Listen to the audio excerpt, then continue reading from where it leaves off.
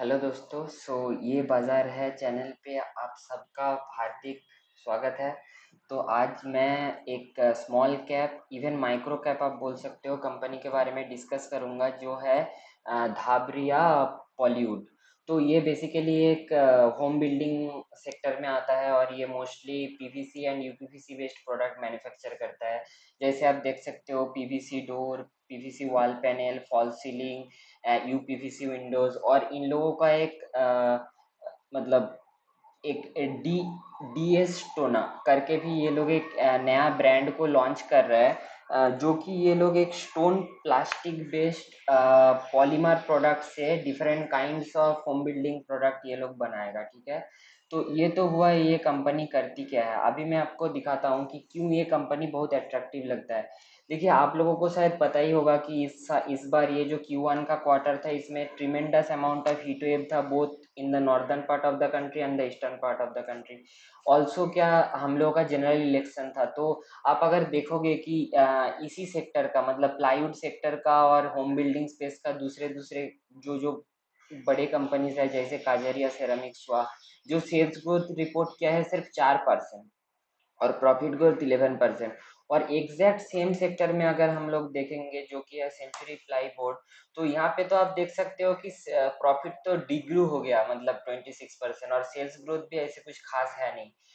तो बेसिकली इस क्वार्टर में अगर कोई कंपनी ऐसे परफॉर्मेंस दिखा रहा है मतलब 20% almost sales growth, 43% profit growth, so ये तो काफी प्रॉमिसिंग लगता है। और ऑल्सो इसका पी भी अट्रैक्टिव लगता है 32 के पी में, क्योंकि ये अगर आप देख सकते हो कि ये एक से भी नीचे का पीजी में अवेलेबल है, तो दैट वे ये काफी अट्रैक्टिव लगता है।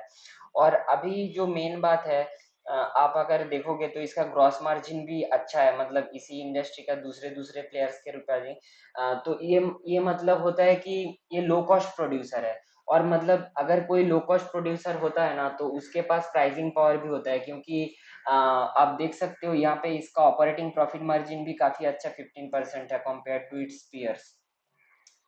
और यहाँ पे अगर देखेंगे नेट प्रॉफिट भी क्वार्टर आफ्टर क्वार्टर वन में ये बढ़ता ही जा रहा है। और जो सबसे इंटरेस्टिंग है जो इसका आरओई है, तो आरओई आप देखोगे 5 साल का आरओई था 12%, जो कि अभी बढ़ बढ़ के हो गया है 19%। सो जब कोई कंपनी का आरओई का नंबर बढ़ता है, ये यही शो करता है कि उसका बिजनेस मॉडल और भी अच्छे से अच्छा होते जा रहा है।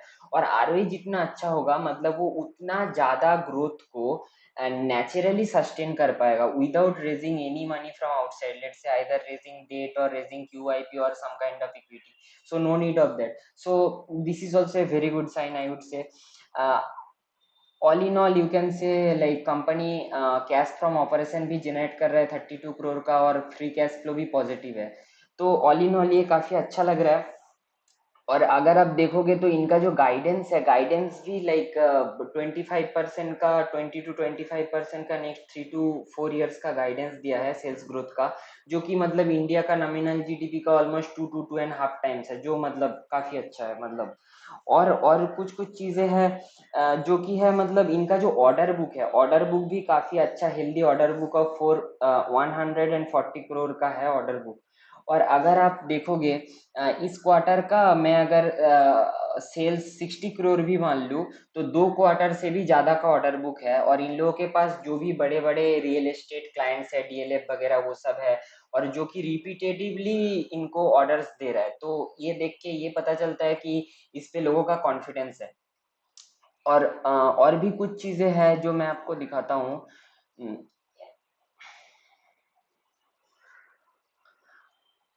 हाँ, तो ये देखिए इनका जो ये 3 सेगमेंट है, तीनों में मतलब अक्रॉस द बोर्ड ग्रोथ है। और क्योंकि ये मॉड्यूलर फर्नीचर एक हाई मार्जिन बिजनेस है तो इसका ग्रोथ ज्यादा आ रहा है, तो इसका जो पैट मार्जिन हुआ या फिर ईबिटा मार्जिन हुआ वो भी धीरे धीरे ऊपर की तरफ जा रहा है।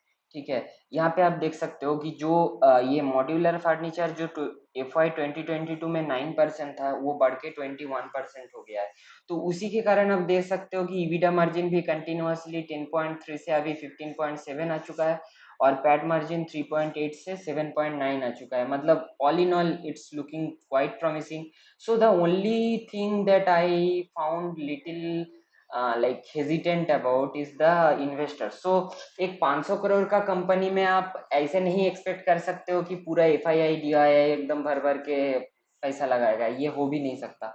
बट अगर आप यहाँ पे पब्लिक्स में जाओगे तो आपको दिखेगा कि आशुष कचोलिया जैसे इन्वेस्टर्स और भी अच्छे अच्छे इन्वेस्टर्स यहाँ पे बड़े बड़े स्टेक लेके बैठे हुए हैं, जो इनका इसमें कॉन्फिडेंस शो करता है।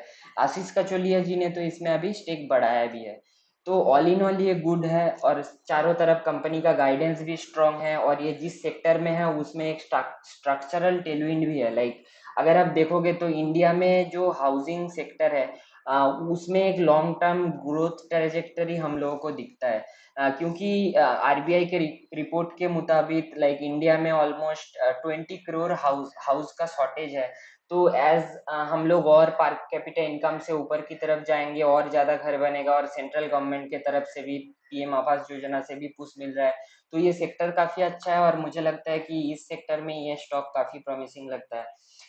बट लास्ट में मैं ये बोलना चाहता हूँ कि मैं कोई सेबी रजिस्टर्ड एडवाइजर नहीं हूँ, तो मैं आपको कोई रिकमेंडेशन भी नहीं कर सकता, ना तो मैं इन्फ्लुएंस कर सकता हूँ। अगर आपको ये स्टॉक अच्छा लगता है तो धीरे धीरे आप इसको खुद एनालाइज करें, और धीरे धीरे पोजीशन बिल्ड करते रहिए, और इसको ट्रैक करना बहुत इंपॉर्टेंट है। लाइक अभी इसका प्रॉफिट ग्रोथ, सेल्स ग्रोथ का स्टेलर नंबर है, हो सकता है 2 क्वार्टर बाद कंपनी में कुछ इशू आ जाए, तो उस टाइम के लिए भी हम लोगों को प्रिपेयर रहना पड़ेगा, तो उसके लिए ट्रैक करना भी इम्पोर्टेंट है। या I think so that's it. Thank you for listening.